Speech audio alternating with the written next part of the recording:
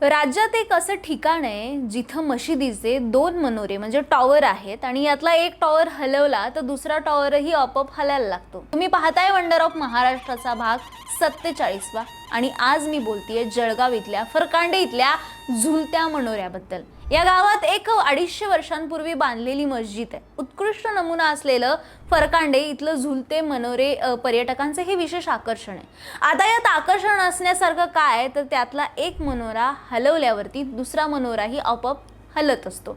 एवढंच नाही तर तिथल्या भिंती सुद्धा हलताना दिसतात। त्यामुळे या वास्तूला स्विंगिंग टॉवर्स ऑफ फरकांडे असंही ओळखलं जातं।